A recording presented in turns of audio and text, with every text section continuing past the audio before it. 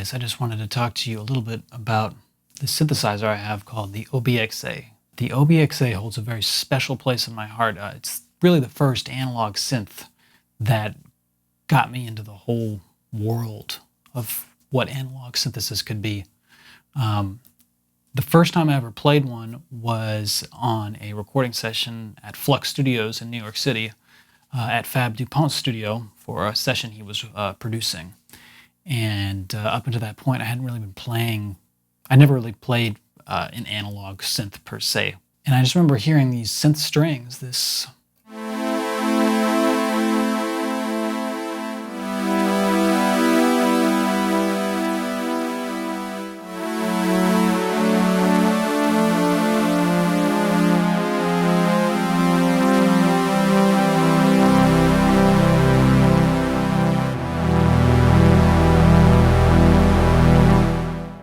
so thick, so beautiful, so, I hate the word warm, but it's warm, it envelops you. It's when you play the keys, it comes back at you and it informs what you're going to do next if you're improvising.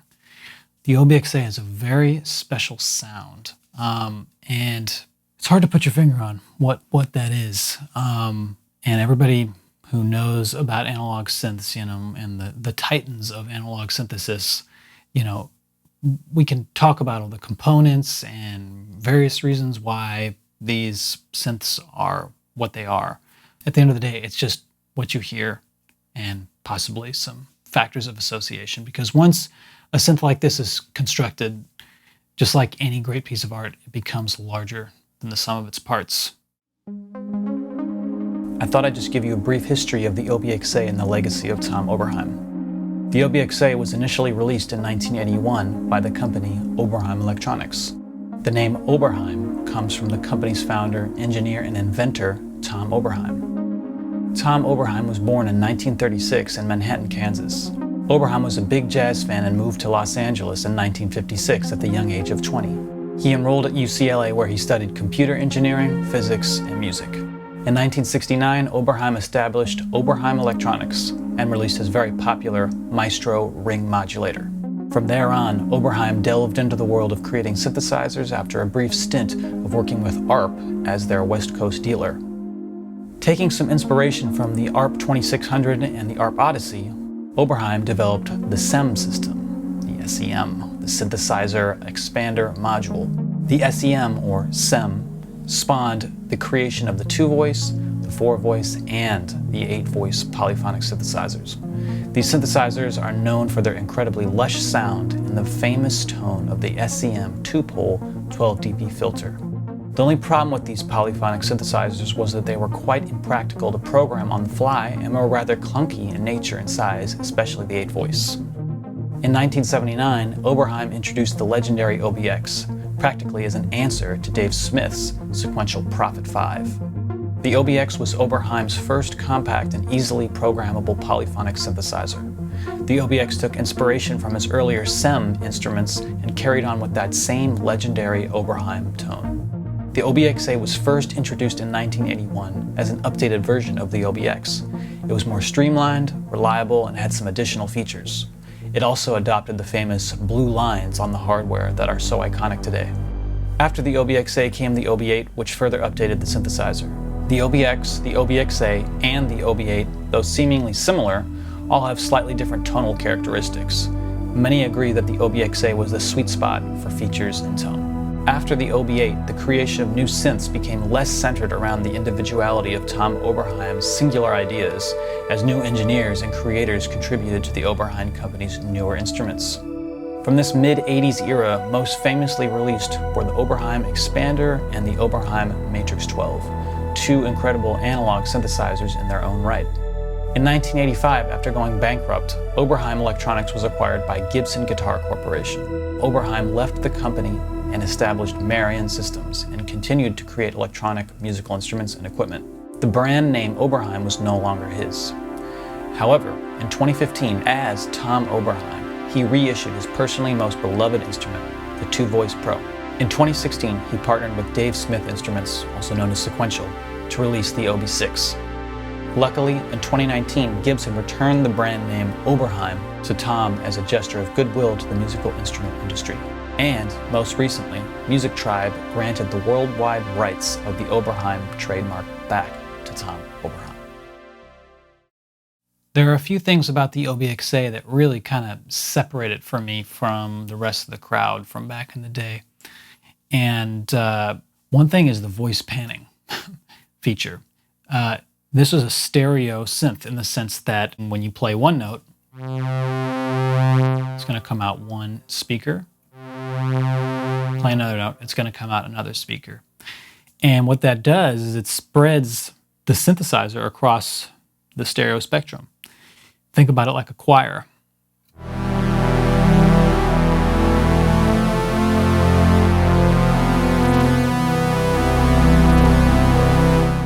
Let's listen to that same section, but mono now.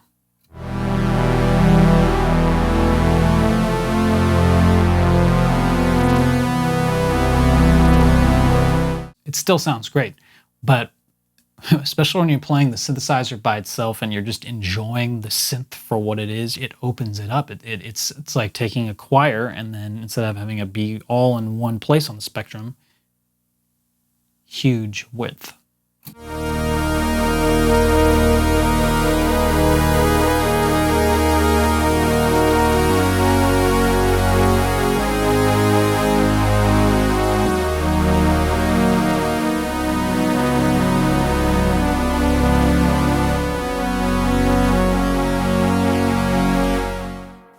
And what makes this different than like modern synths that have stereo panning is that it's all discrete, meaning underneath the hood there's 8 voice cards and you can pan each one wherever you want in the stereo spectrum. So it's not just randomizing where they come out. They all have a space, just like you wouldn't have one singer in a choir just randomly go to the right. And that gets us into this other discussion about why some of these older beasts were so great and are so great, is because instead of everything being stacked on one chip or one card, each voice is separated out. And what that causes is there to be variance, nuance. No 2 voice cards are going to be exactly the same. All those slight little variations, deviances, those irregularities add up to creating actually a much more lush, human-like sound. And that's really desirable. And that's also why trying to emulate this stuff with software is difficult, because modeling that type of irregularity is actually quite difficult.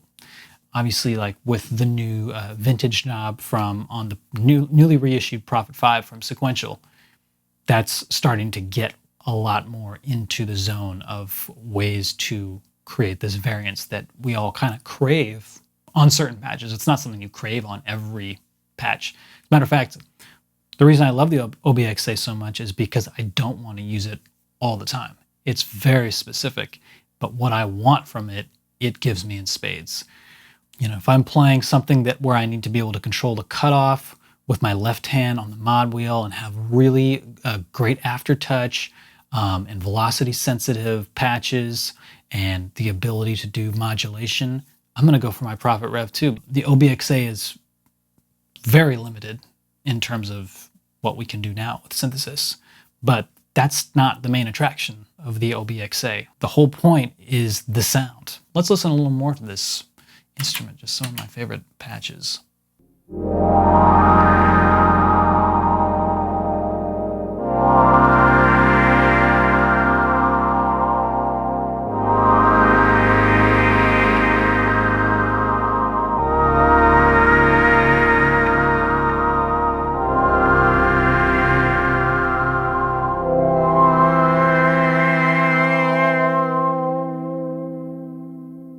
You'll probably notice from my videos and even my music that I normally am playing polyphonic patches on the Oberheim. And that's because when you enable unison mode,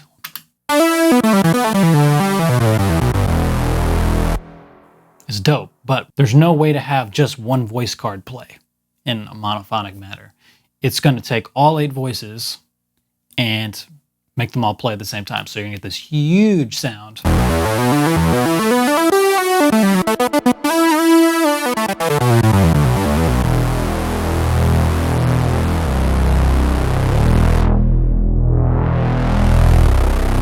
Which is great for those huge unison patches. But if you want a monophonic patch, you're gonna be better off on an instrument where you can isolate one voice, or you play a monophonic instrument like a Mini Moog or a Pro 3 or something like that, MS-20, whatever.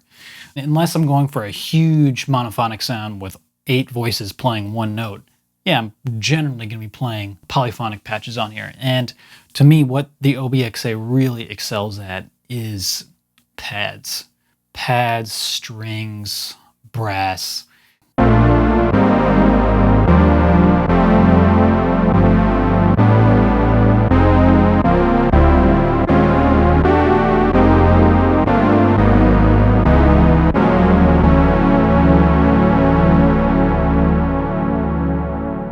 So that also brings me to the discussion of what I was just doing. You'll notice that, well, you can't see my foot, but this is another quirk, and something I actually really love about the OB-Xa is that when you use a sustain pedal,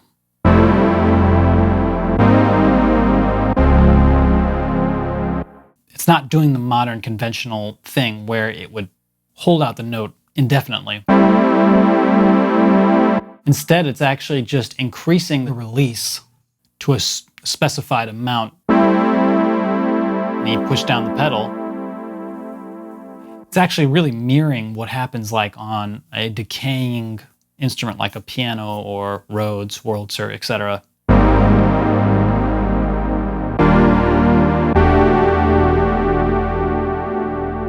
So if you're a piano player, the way the pedal behaves is actually more akin to that, and it's you can't change it.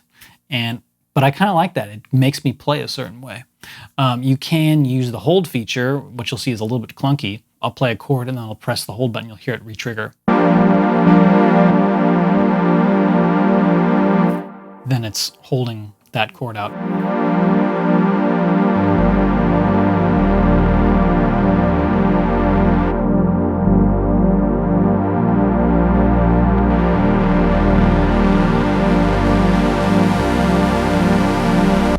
So it's interesting, but yeah, I wish it didn't re-trigger, but hey, that's just what it does. I do have to say also, with owning an instrument like this, the amount of times that it doesn't work is more often than you'd want. And this baby has to go to the shop definitely the most out of any synth or instrument that I have.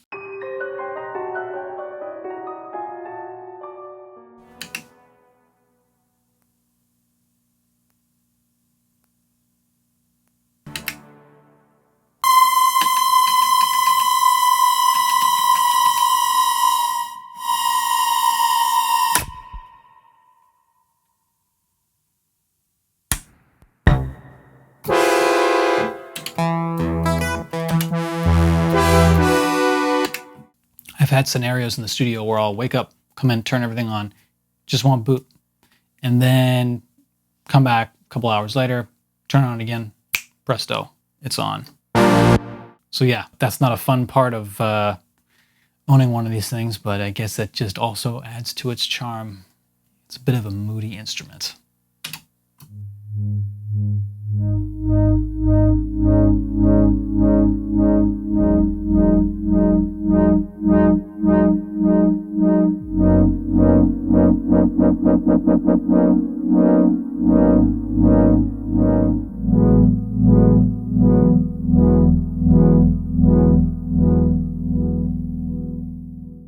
What's also interesting is the modulation section is quite limited in the sense that you really only had a very small amount of things you could do to modulate the sound.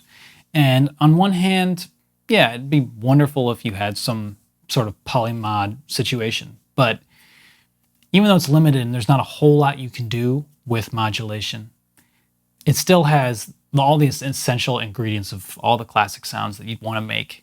And the way that this synth and all the components work together, as I said earlier, that's what makes it special. That's what makes it feel like every sound you make and everything you play is heartfelt and beautiful. So even just this, something as simple as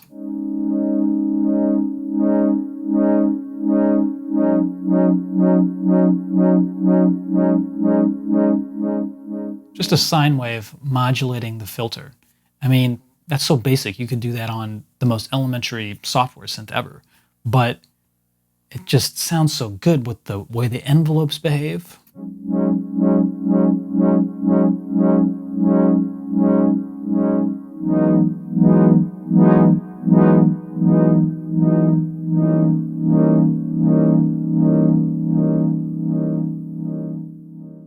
So yeah, another interesting thing about this synth is that it has a 2-pole filter and 4-pole filter. 2-pole filter is 12 dB, a 4-pole filter is 24 dB.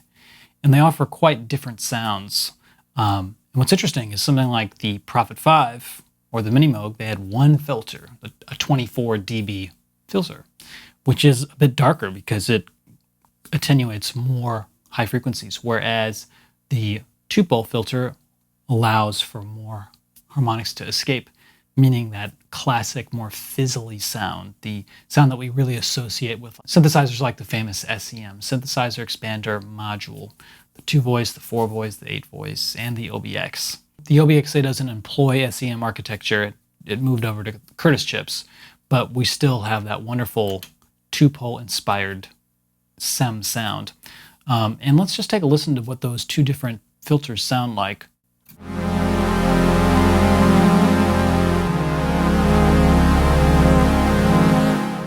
Now with the 4-pole.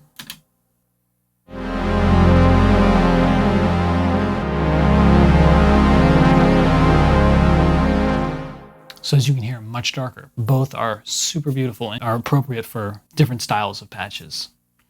But let's move on now. And I want to pull up a blank patch and just start creating stuff on the fly so you can see what it's like to just start twisting dials on this instrument and just to see how beautiful the kind of sound design process is.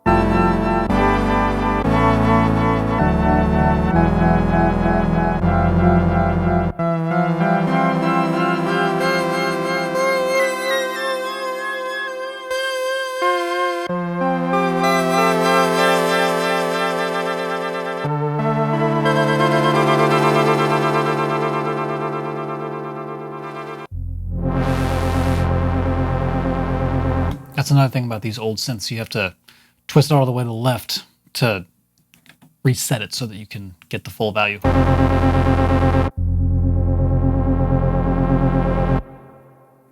Get the release happening.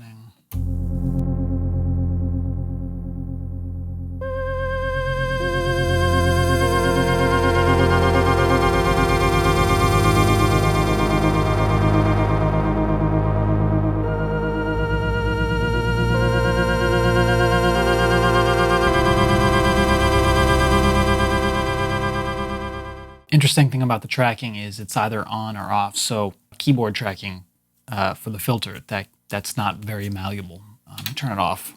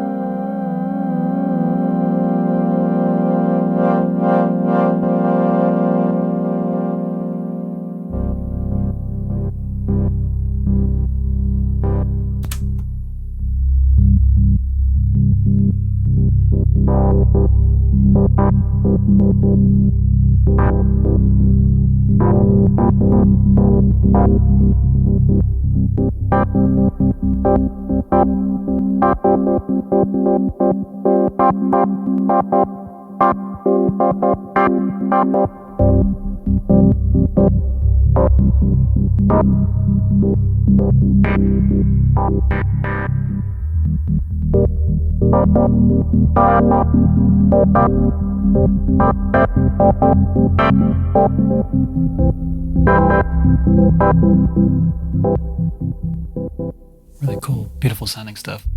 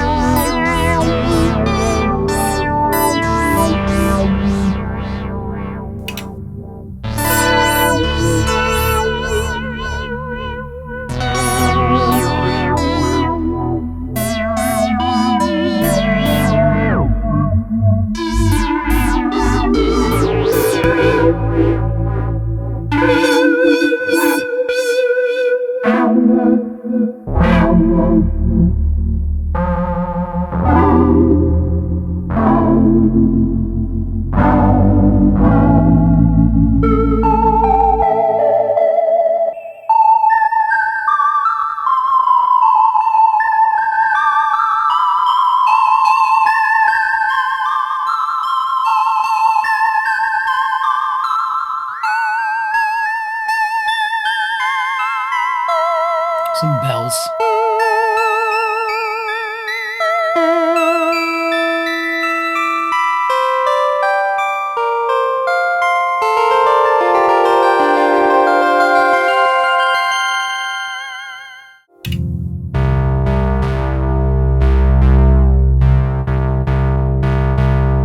Hear how out of tune it is? Kind of cool.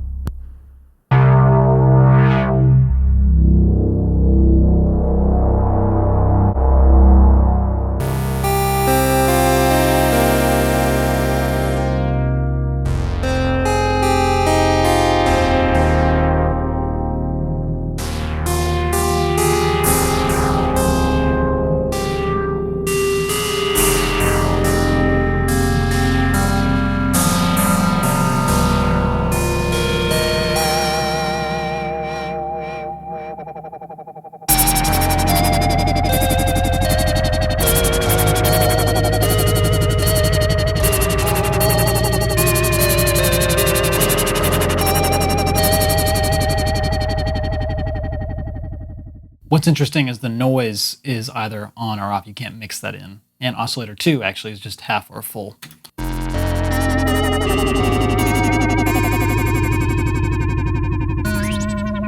Really cool stuff with sync.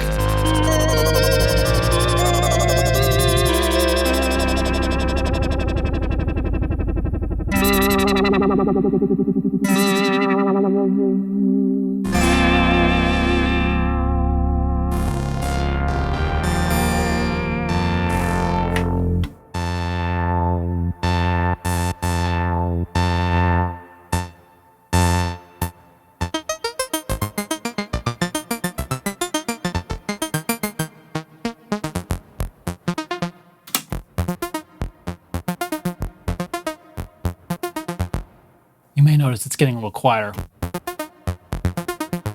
because I'm creating a pluck. Several ways to create that.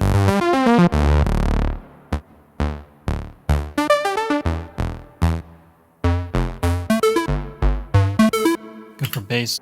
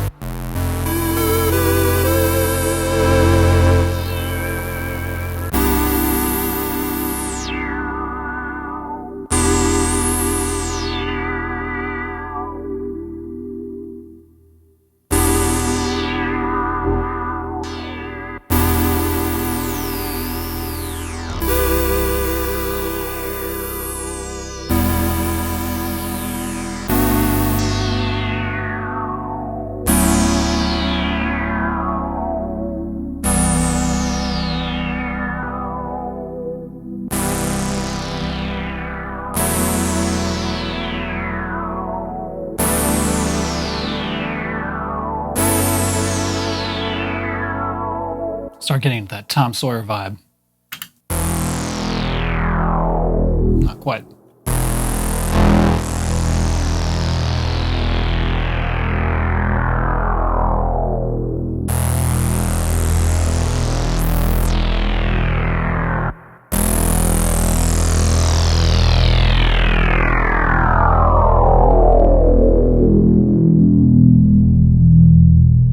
Beautiful harmonics.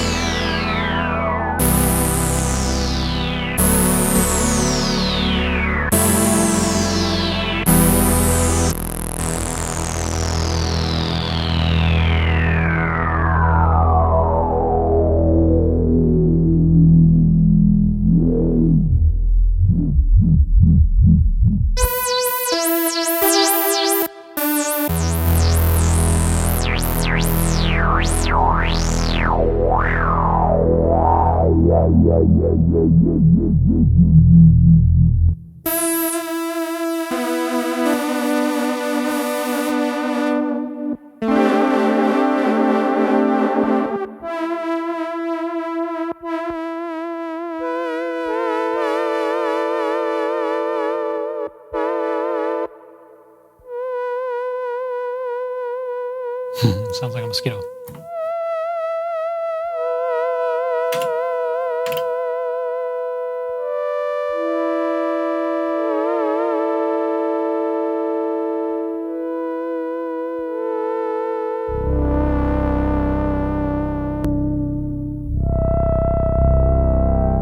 Put on a big reverb for fun.